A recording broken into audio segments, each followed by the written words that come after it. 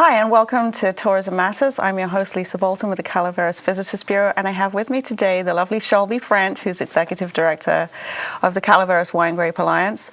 We're going to do a little bit of a different setup here today. We're going to take turns interviewing each other so that we can learn more about the CWA and the CVB. So let's get started with a question for Shelby. Oh, me first. First of all, how long have you been with the Calaveras Winegrape Alliance? I started in January of 2017, so just a year and 2 months. I'm assuming your job includes lots of wine tasting. It can. It can, for sure. Were you big into wine before you came on with the CWA?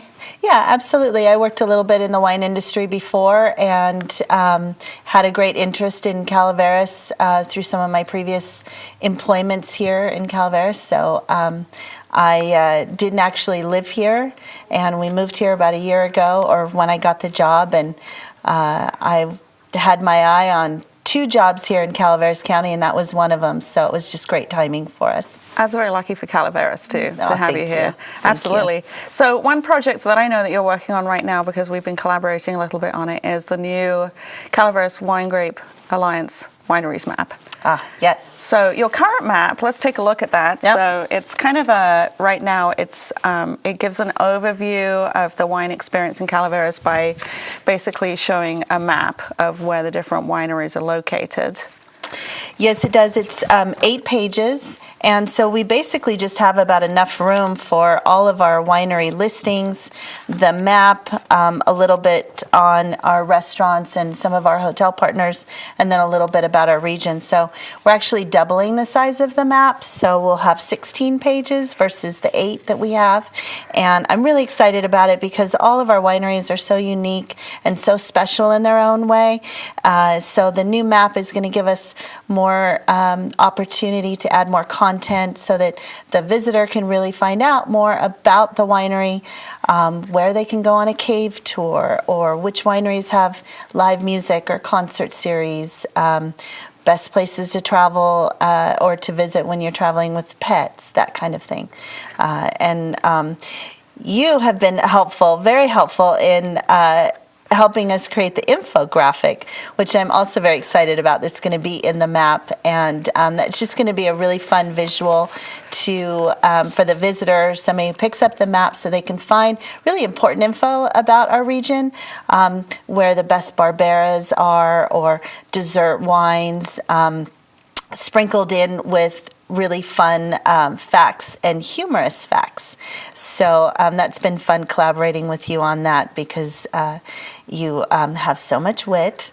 So that's going to be fun. Well, and Cadence, our social media marketing manager, she's also been really key in working on this project, because she's so tapped into the millennial market and what really resonates with that, that age range.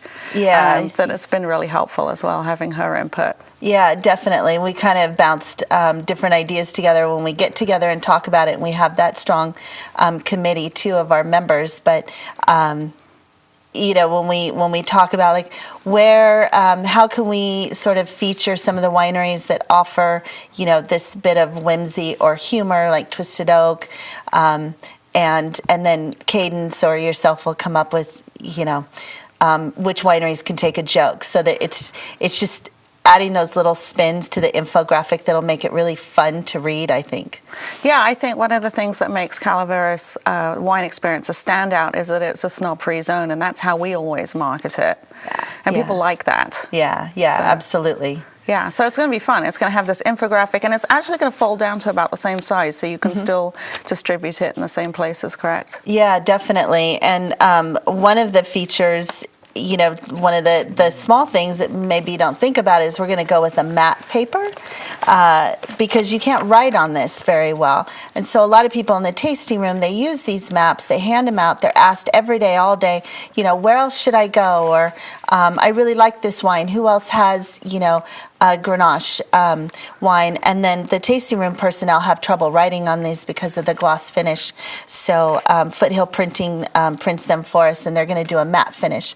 Nice. So, just one of those small little things that are going to be really advantageous for us going forward, and just another great feature of, being able to produce a new map. And it's a big undertaking, but we're excited about it. And the other thing I want to mention on the map is, or the brochure, is that the map will then be an entire map of Calaveras, rather than right now the way it was structured, because this map has been produced for so many years, and as we all know, the concentration of wineries is downtown Murphy's, but now the map is going to encompass downtown Murphy's and Calaveras as a whole, and which hopefully we'll talk about a little bit later too, is some of the marketing that we're doing for the Winegrape Alliance, which includes really getting out of our region and getting these maps and brochures distributed in the San Jose market, Sacramento market, Reno, Nevada markets.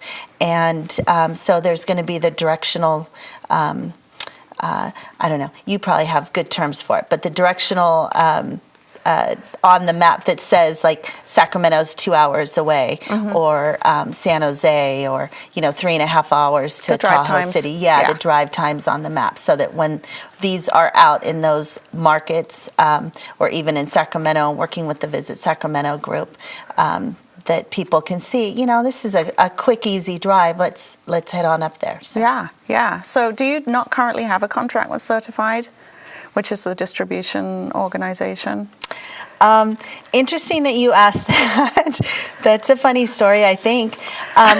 No, I don't pay them. I have found invoices before, but there is a guy, and if he's watching this, he's great, because he comes in all the time. He's like, I need more brochures.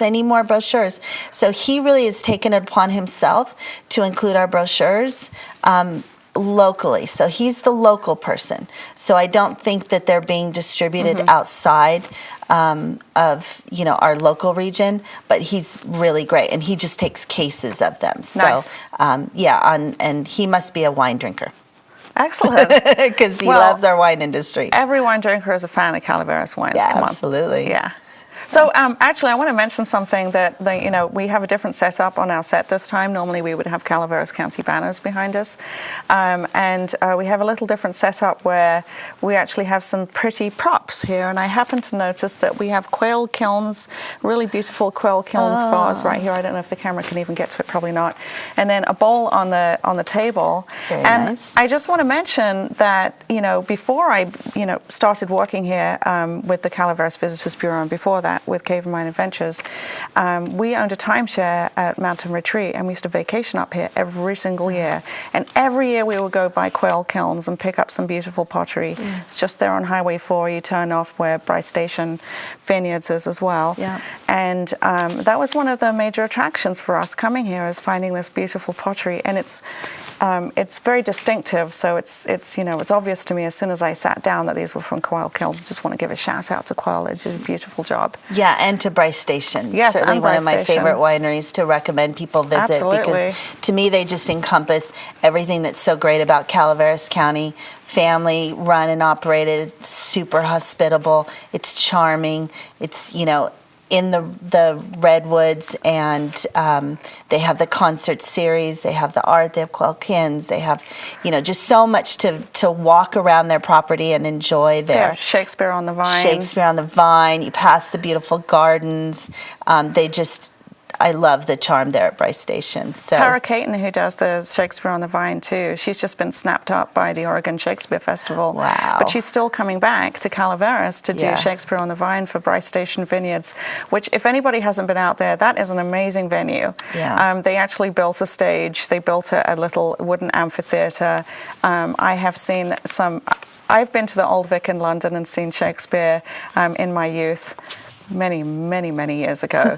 And I've also been to Bryce Station and seen their Shakespeare on the Vine. It's just beautiful, just beautifully done. Just the production quality, it's well worth going to see. So if anybody's considering that, and that happens every summer. Yeah. So, and then the Hilltop concert series. They have such a beautiful venue. Such a beautiful venue, and it's such a great little concert series, and it's just the most pleasant, one of the most pleasant things I've ever done is going to one of their concerts, I must say, and taking the family. And I think with the Shakespeare Festival, I had an opportunity to meet Tara once, but I think they're also inspired to do amazing work there on Bryce Station because of the people there, because of the family there, and the location, and they just can't say enough about them for sure. I don't remember which play it was, but I took my sons, and my younger son is autistic, and so sometimes taking him to a live event like that can be a little bit risky because he tends to want to participate very slightly, or his reactions might be a little over the top. But he was the perfect audience member during this because the play was done so well that even though he might not have understood everything that was going on in the play, the performance really conveyed the humor. Yeah. And so he was probably one of the loudest laughers throughout that, and he was thoroughly engaged the whole time. That's great. And I was recommended by Tara to bring him. She said, bring him. You know, we love families. And absolutely perfect decision. So. Yeah, excellent. Anyway.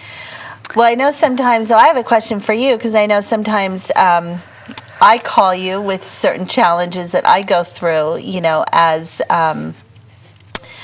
executive director of a membership-based organization, and you recently switched over from membership-based to partnership-based. And I thought that would be a really great thing to educate the public on and what that exactly means. I hope that CWA someday will be in a position to adopt something like that because it's so important. But, would you tell us why that's so important? I would love to. So the Calaveras Visitors Bureau is a DMO, which is a destination marketing organization. And we are affiliated with all of the other DMOs across the United States, and we work with the DMA West, which is Destination Marketing Associations of the West, and we actually have conferences with them every year. And so we can see the trends in DMO marketing, and we can see they invest millions of dollars in high-end research to see which are the best practices for DMOs. And so we get a lot of our input from that. And one of the things that has been occurring over the last 5 or maybe even more years is a move away from the typical membership model into a partnership model. And so if you think about so supposing you were joining the Calaveras Visitors Bureau back within the membership times, you would fill out a membership form, you would pay a fee, and then you would become a member of the Calaveras Visitors Bureau, and that would give you an add-in that would come with multiple different benefits, right? An add in the guide, you'd be able to have your brochures in the visitor center for distribution, as well as the guide going out and being distributed all over California. You would have access to different seminars. You would have a listing on the website, and it would be you would only be listed on the website with a link back to your website if you were a paid member. So if you can imagine, take a look at that model, and really there's an inherent flaw with it, which is that you're not able to market the entire destination because you're eliminating those businesses that either haven't paid or can't pay or have chosen not to be members. And sometimes those might be some of your bigger tourism assets that are really important to show to the visiting public. Many years ago, I attended a seminar put on by the Calaveras Visitors Bureau before I was on the board and before I was the director. And they had a speaker there who talked about marketing destinations. And he talked about the flowers in the field philosophy, which is all about how if you have one flower in a field and you market the one flower, however gorgeous and amazing it is, how many people are actually going to come to just see one flower? Whereas if you have a whole field of flowers, and you can market all of that, and you'll have a much greater effect on your marketing, more people are going to come to see more. Right. And so the partnership model allows us to market the entire county without restriction. So we can market all of our tourism assets. We can be unrestricted in how much detail we have on our website. We can be unrestricted in what we blog about, what we put out in our email campaigns to our subscribers, what we promote on our Facebook page that has over 45,000 followers. So we can really focus on what are the tourism assets that are absolutely essential useful for us to be marketing. And then what are those little niche things that help to drive traffic to the outlying areas that we wouldn't be able to market if we were just marketing to those who paid? Right. And we'd be restricted. So we might so now what we have is a partnership model.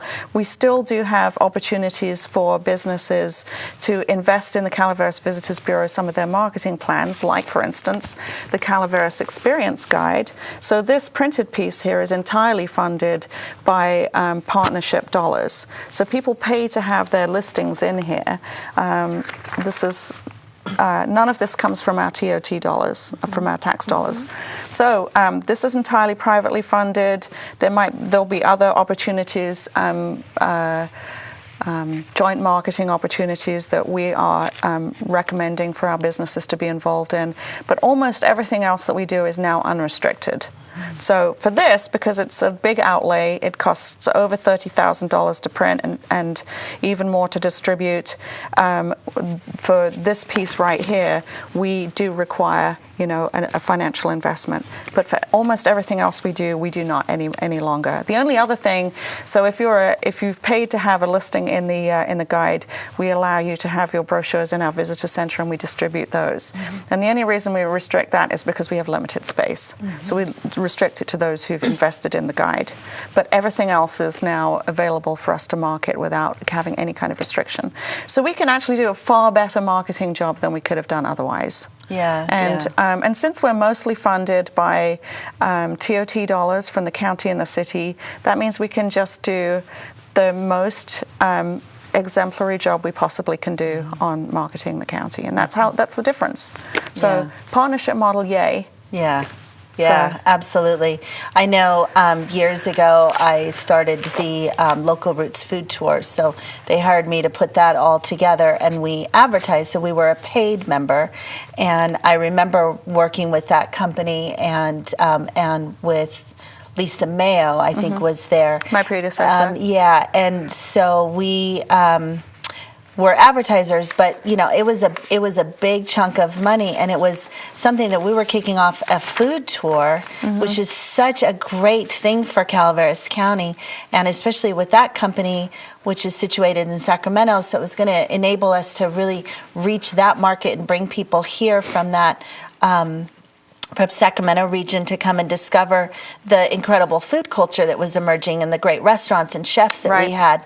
And but if we didn't have the money to invest in the in the membership, that would be a great asset for people to hear about and know about, that they could actually take a food tour in downtown Murphy's, and has been a great success. But without being a member, we wouldn't have had that opportunity, to reach the people. Right. So, which was the case back then, and it no longer is. So. Yeah. And for the CWA, it's a real challenge because I'm so enthusiastic about the county, and like even with the brochure that we're doing and the map and representing all of Calaveras, I'm trying to, really market us as a Calaveras destination where, everybody's so familiar with Murphy's because of the saturation, but we're really so much bigger than just Murphy's. We have wineries, throughout Calaveras, and it's really frustrating for me because I want to build that message, but yet some of our most outlining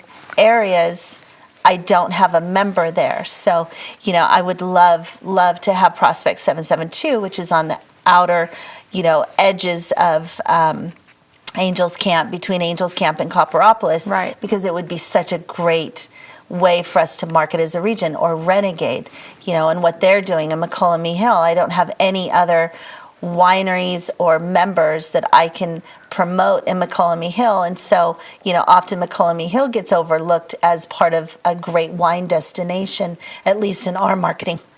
So I wish that I hope that we have an opportunity to do that, because it is really that important. It's really hard not to market those great assets. Fortunately, that we can, but you're right. Yeah, exactly. And then, so I think people often don't understand. They look at these organizations like the CWA and the CVB, and they think we have this large team behind us. I mean, people are always emailing me with, could you have your team look at this? And I'm like, okay, we have a very small team, if you can call it a team.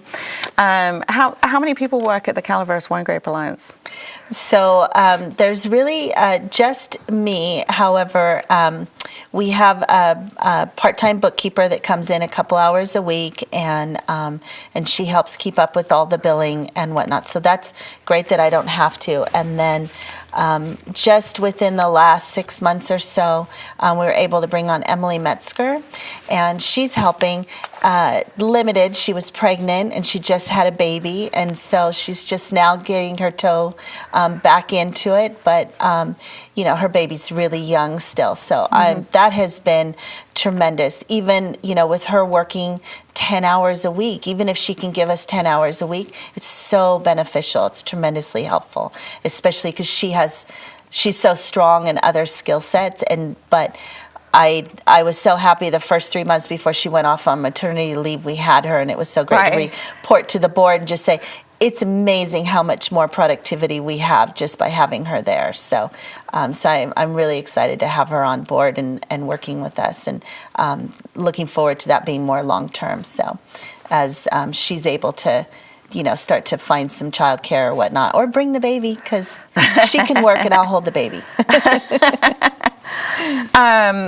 Also, you've got an interesting project that you've been working on. You started with it last year, which is your sustainability setup at the Calaveras County Fairgrounds.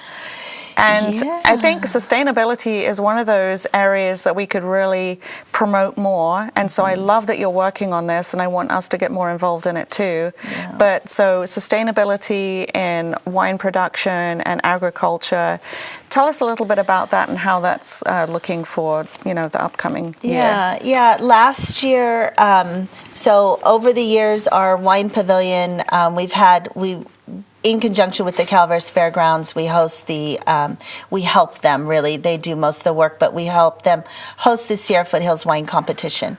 And then the wines are on display in the wine pavilion, and they've always allowed CWA in there to pour and sell wines by the glass. Before you go on, Sierra Foothills Wine Competition. Yeah. That is a cool competition. Sure. And tell us a little bit about that. Let's see. I think we had almost 400. Geez, I hope I'm not wrong. We had, I think, almost 400 wines that were entered last year. From Calaveras or from? No. So it's Sierra Foothills AVA. So El Dorado, Placer, a lot from Amador gets entered. Tuolumne is entered. So it's really large. Amador County also has a large Sierra Foothills competition, and I think ours is just as big. And these are independent judges, right? And they're all independent judges, and so we bring 25. Tom Bender is wine professional. He teaches at Columbia. He's been around forever. Probably everybody knows his name. And he puts the judges together, and they're mostly made up of wine educators. We've really tried to bring in more wine bloggers, wine writers, and